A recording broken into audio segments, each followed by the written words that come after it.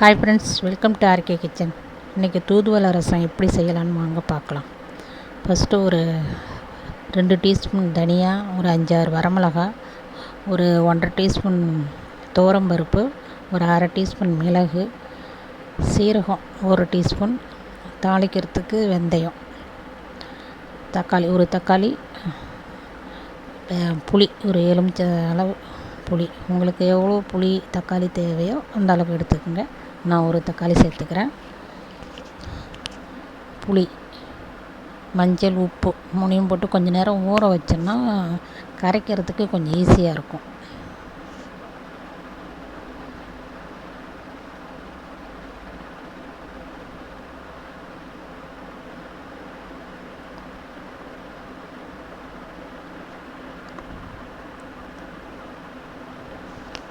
வறுத்தரைச்சி அந்த பொருள் எல்லாத்தையும் வறுத்து அரைச்சி பொடி பண்ணி வச்சுருக்கேன்.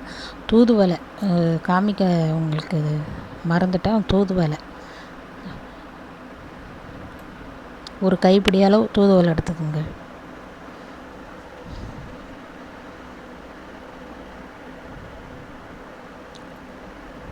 அது தூதுவளையில் முள்ளெலாம் எடுக்க வேண்டாம், அப்படியே போட்டு அரைச்சிக்கலாம். இப்போ போட்ட பொருளை எல்லாத்தையும் இங்கே பிசைஞ்சு தூதுவளையை நல்லா கழுவிட்டு மிக்சியில் போட்டு அரைச்சி கொஞ்சம் அப்படி இப்போ அரைச்சினா கொஞ்சம் லேசாக அப்படியே இது பண்ணி வச்சுக்கலாம். அப்படியே துவரம்பருப்பு போட்டு கொஞ்சம் லைட்டாக, ரொம்பலாம் வறுக்கக்கூடாது, லைட்டாக வறுத்து அது தனியா,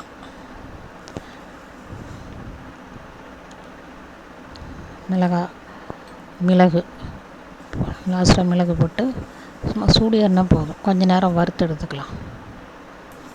சீரகம் வறுக்கக்கூடாது, அது வேறு வாசனை வரும், அது தனியாக வறுக்காமல் போட்டுக்கலாம். இது பொடி பண்ணி வச்சுக்கலாம்.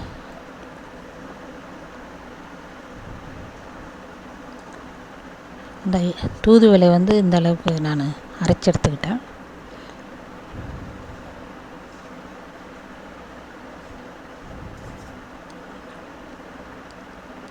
ஒரு அரை டீஸ்பூன் நெய் போட்டு வெந்தயம் போட்டு தாளிச்சிக்கலாம். கருக்கக்கூடாது. நான் அடுப்பு ஆஃப் பண்ணிட்டேன், சூடு அதிகமாகிட்டது. வரமிளகா ஒரு 2-3 போட்டு கருவேப்பிலை போட்டு உடனே அந்த அரைச்சோம்ல அந்த தழை, தூதுவளை தழை அதையும் போட்டு வதக்கிக்கலாம். கருவேப்பிலை கொஞ்சம், அது என்ன சும்மா லேசாக அடுப்பு ஆஃப் பண்ணிட்டேன். ஒரு சும்மா கொஞ்சம் நேரம் கொஞ்சம் நெய்யில் வதக்கினா கொஞ்சம் நல்லாயிருக்கும். இப்போ தான் அடுப்பு ஆன் பண்ண போகிறேன். போதும், கொஞ்சம் நேரம், ரொம்பலாம் வதக்க வேண்டாம், நெய்யில் கொஞ்சம் வதக்கினா நல்லாயிருக்கும்.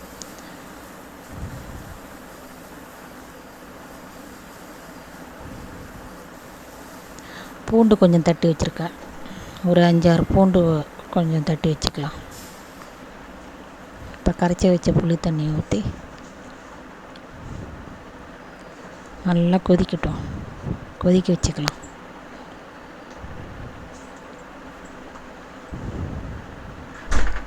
இந்த நேரத்தில் இந்த பொடி வறுத்து அரைச்சோம்ல அந்த பொடி, பெருங்காய பொடி, அப்புறம் கருவேப்பிலை, கொத்தமல்லி தழை இருந்தால் நீங்கள் போட்டுங்க, என்கிட்ட இல்லை.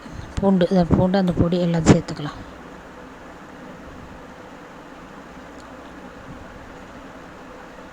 போட்டு கொஞ்சம் தண்ணி விட்டு, இது ரொம்ப நேரம் கொதிக்கக்கூடாது. ரசப்பொடி போட்டு கொஞ்சம் அப்படியே லைட்டாக ஒரு கொதி வந்த உடனே இறக்கிடலாம்.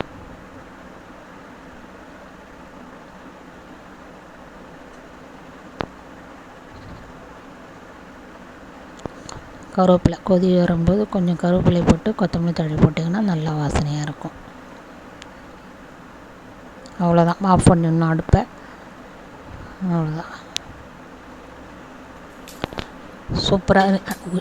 புளிப்பு உப்பு கரெக்டாக இருக்கணும். உங்களுக்கு எந்த தக்காளி வேணுன்னா கூட கூட்டி போட்டுங்க, புளி குறைச்சிக்கோங்க, நம்ம விருப்பம்தான். ஆனால் கரெக்டாக இருக்கணும், உப்பும் புளிப்பும் கரெக்டாக இருந்தால் ரசம் சூப்பராக இருக்கும். சூப்பரான ரசம் தயார். வாங்க சாப்பிட்லாம். பாய். சூப்பராக இருந்தது ரசம். சளிக்கு சூப்பராக இருக்கும். சாப்பிட்டு பார்த்து